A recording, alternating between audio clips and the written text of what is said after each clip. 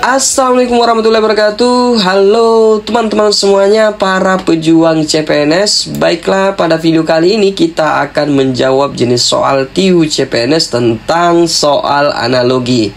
Sebelumnya kita sudah menjawab soal nomor 1 sampai nomor 15. Jadi buat teman-teman semuanya yang belum nonton video sebelumnya, silakan berkunjung di channel kami. Nah, baiklah teman-teman semuanya, kita langsung saja menjawab soal nomor 16. Tapi sebelum itu, buat teman-teman semuanya, jangan lupa dulu untuk like, share, dan follow channel kami. Nah, di sini untuk soal nomor 16, lemas, anemia. Jadi kita akan mencari kalimat yang utuh, yang memiliki makna, ya, yang kemudian kita akan gunakan kalimat tersebut dengan tentu saja membuat perumpamaan yang ada di ruas kanan ini, teman-teman ya. Nah, buat teman-teman yang belum tahu, ini adalah simbol dari analogi, teman-teman ya. Jadi titik 2 sama dengan, ini merupakan salah satu bentuk soal analogi. Nah, sekarang kita coba gunakan atau membuat kalimat yang hubungan antara lemas dan anemia. Nah, kita coba buat kalimatnya, merasa lemas karena anemia. Berarti kita gunakan kalimat tersebut di jawaban A. Merasa patuh karena takut. Tentu saja ini bukan perasaan ya. Apalagi orang patuh bukan karena takut ya, bukan hanya karena takut, itu karena segan ya, atau karena memang aturan ya. Berarti jawaban A salah. Kemudian bagian B, merasa tubuh karena ideal. Ini tidak ada hubungannya. Kemudian bagian C, merasa bangga karena prestasi. Ini ada hubungannya ya. Nah, kemudian bagian D, merasa olahraga karena sehat. Harusnya terbalik ini. Jadi jawaban bagian D salah ya. Kemudian bagian E, merasa senang karena basket. Tentu saja tidak ada hubungannya. Berarti jawaban yang benar adalah bagian C. Selanjutnya soal nomor 17, disertasi doktor. Nah, ini kita akan mencari hubungannya antara disertasi dengan doktor, teman-teman ya. Nah, untuk disertasi kita coba buat kalimatnya. Disertasi disusun untuk memperoleh gelar doktor ya. Jadi disertasi disusun untuk memperoleh gelar doktor. Nah, sekarang kita cari hubungannya menggunakan kalimat tersebut. Buruh disusun ya untuk mendapatkan upah. Tentu saja ini bukan ya. Harusnya kerja dilakukan untuk mendapatkan upah ya, tapi ini buruh ya, ini profesi buruhnya ya. Kemudian padat ya, ini dan kering, padat dan kering tidak ada hubungannya ya. Berarti jadi kalau kita buat kalimatnya, padat disusun karena kering, padat terjadi karena kering, tentu saja tidak ada hubungannya. Kemudian C, kuat kokoh. Ini tidak ada hubungannya juga. Ini kuat dan kokoh ini sinonim ya. Kemudian skripsi, sarjana. Skripsi disusun karena untuk mendapatkan gelar sarjana, ini ada hubungannya ya. Kemudian presiden, ini juga tidak ada hubungannya, presiden dan negara ya. Berarti jawaban yang benar adalah bagian D. Selanjutnya soal nomor 18, masif utuh. Ini masif ini kita buat kalimatnya ya. Itu masif itu bersinonim dengan utuh ya. Jadi kita buat kalimatnya masif bersinonim dengan utuh, karena memang masif itu sinonimnya utuh ya. Berarti masif bersinonim dengan utuh, berarti kita akan membuat kalimatnya, menyusun kalimatnya. Coba kita jawaban A. Pokok bersinonim dengan primer. Ini tentu saja ini sinonimnya ya. Pokok bersinonim dengan primer ya, sinonimnya. Tiruan bersinonim dengan asli salah. Bercerai bersinonim dengan menyatu juga salah. Karena bercerai itu berpisah ya. Menyatu ya dari 2 menjadi 1 ya. Kemudian sekunder tersier ini bagian-bagian part ya. Jadi ada primer, sekunder, tersier, kuarter. Ini bukan sinonimnya ya. Kemudian lemah, roboh. Ini juga bukan sinonim ya. Lemah itu ya, dan roboh berbeda ya. Lemah dan roboh berbeda, bukan sinonim ya. Nah, itu berarti jawaban yang benar di sini adalah bagian A. Selanjutnya soal nomor 19. Mata, wajah. Mata, wajah. Nah, kita buat kalimatnya dulu ya. Mata berada di wajah ya. Bisa ya, mata berada di wajah. Kalau kita coba hubungkan dengan jawaban A, meja berada di kursi. Salah ya. Lisan berada di tulisan. Salah ini ya. Abstrak berada di nyata, juga salah. Cerek berada di aluminium, juga salah. Bantal berada di ranjang, ini benar ya. Ini benar. Bantal itu biasanya ada di ranjang ya. Jadi jawabannya bagian E.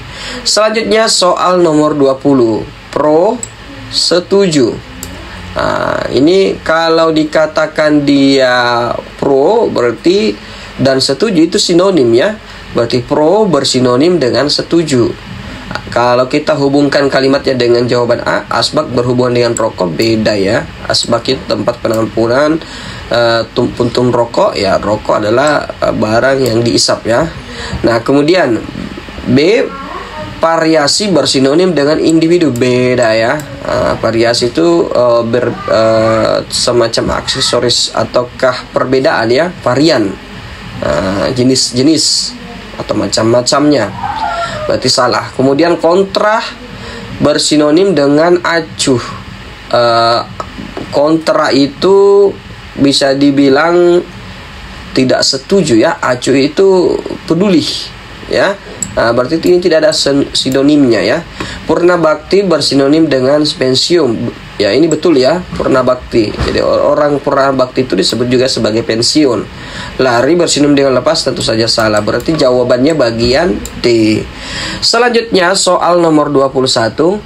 Massa, kilogram. Nah, kalau kita buat kalimatnya, massa adalah satu massa bagian ataukah kilogram adalah satuan dari massa ya. Kilogram adalah satuan dari massa, ataukah massa memiliki beberapa jenis satuan berat, yaitu kilogram ya.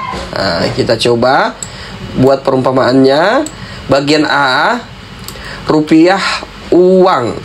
Kalau rupiah ini uang kan, uang adalah satuan dari rupiah. Tentu saja tidak uang itu ada banyak ya, ada banyak, dan tentu saja bukan hanya rupiah. Berarti jawaban A salah ya. Kemudian rusak, cacat adalah satuan dari rusak. Ini tidak ada hubungannya. Kemudian suhu Fahrenheit. Fahrenheit adalah satuan dari suhu. Ini ada hubungannya ya, benar ini bagian C. Kemudian dinamo adalah satuan dari listrik, tentu saja salah. Satuan listrik itu adalah ampere ya. Rajin adalah satuan dari malas. Ini tentu saja antonim ya. Malas dan rajin itu antonim. Berarti jawaban yang benar di sini adalah bagian C. Selanjutnya soal nomor 22. Murid perpustakaan. Nah, kalau kita buat kalimatnya, murid adalah orang yang biasa berhubungan dengan perpustakaan, ataukah murid biasanya berada di perpustakaan ya. Nah, kalau kita coba hubungkan dengan jawaban A, wilayah ya ada di pulau. Ini tidak ada hubungannya. Kemudian nasabah biasanya ada di bank. Kalau murid biasanya ada di perpustakaan, nasabah biasanya ada di bank. Nah, ini untuk bagian B ada hubungannya ya. Memiliki makna yang jelas dan sesuai perumpamaan yang murid dan perpustakaan. Kemudian penjual dan pembeli ini adalah tidak ada hubungannya ya. Semisal penjual adalah biasanya ada di pembeli, tentu saja tidak ya. Karena tidak selamanya penjual ada pembelinya ya. Kemudian D, pengrajin biasanya ada di kesenian, tentu saja salah. Kemudian guru biasanya ada di murid. Nah, tentu saja juga tidak ada hubungannya ya. Berarti Untuk perumpamaannya yang sama adalah bagian B. Selanjutnya soal nomor 23. Senapan berburu. Senapan digunakan untuk berburu ya. Kita buat kalimatnya yang tadi senapan digunakan untuk berburu. Berarti kalau kita gunakan kalimat itu pada jawaban A, berburu digunakan untuk binatang, tentu saja salah. Peluru digunakan untuk tajam. Perangkap digunakan untuk menangkap. Ikan digunakan untuk pancing, terkam digunakan untuk taring. Berarti jawaban yang sesuai adalah bagian C ya. Perangkap digunakan untuk menangkap. Maknanya sesuai, jelas ya, dan tidak ambigu ya. Berarti perumpamaan kalimatnya sama dengan bagian C. Selanjutnya soal nomor 24. Kepala helm. Kepala itu kita buat kalimatnya ya. Kepala menggunakan helm untuk melindungi kepala ya, ataukah helm digunakan untuk melindungi kepala. Berarti kalau kita gunakan kalimat itu helm digunakan untuk melindungi kepala, berarti kepala digunakan untuk melindungi keras, tentu saja salah. Atap digunakan untuk melindungi rumah. Nah, ini jawaban B benar ya. Atap digunakan untuk melindungi rumah. Nah, kalau C makan digunakan untuk melindungi rumah, tentu saja salah. Pesawat digunakan untuk melindungi pilot, tentu saja juga salah. Lantai digunakan untuk melindungi rumah, tentu saja juga salah ya. Berarti jawabannya yang benar adalah bagian B. Selanjutnya soal nomor 25. Burung terbang. Burung terbang ya. Kita coba buat kalimatnya. Burung berpindah tempat dengan cara terbang ya. Nah, kita gunakan kalimat itu pada bagian A. Merak ya. Merak menggunakan ataukah berpindah tempat menggunakan merah, tentu saja salah. Subur berpindah tempat untuk dengan menggunakan makmur, tentu saja salah. Air digunakan untuk berpindah tempat dengan cara terbang, salah ya. Kemudian ikan ya berpindah tempat dengan berenang. Nah, ini ada hubungannya dengan burung terbang ya. Jadi kalimatnya kita bisa gunakan pada perumpamaan ikan berenang ya. Kemudian merak berpindah tempat dengan merpati, tentu saja salah ya. Berarti jawabannya bagian D. Selanjutnya soal nomor 26. Dingin selimut. Nah, kita buat perumpamaannya dulu.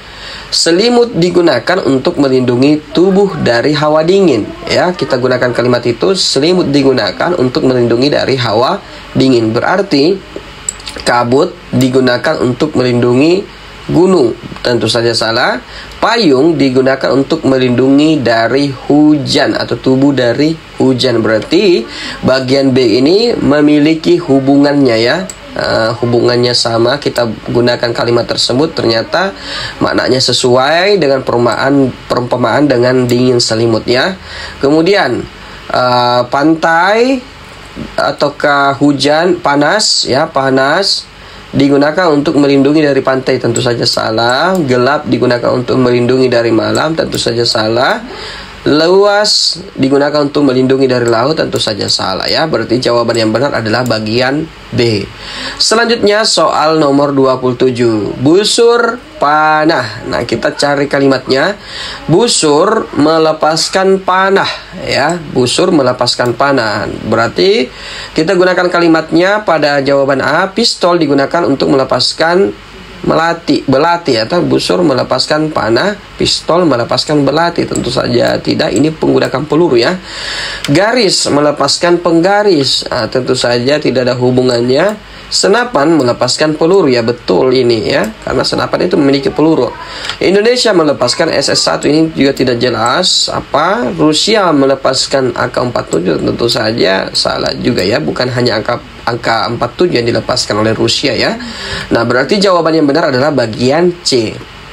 Selanjutnya soal nomor 28. Darat mobil. Nah, ini kita buat kalimatnya ya supaya memiliki hubungan kata ya. Kendaraan di darat adalah mobil ya. Kendaraan di darat adalah mobil. Berarti kendaraan buaya ya adalah darat, tentu saja salah.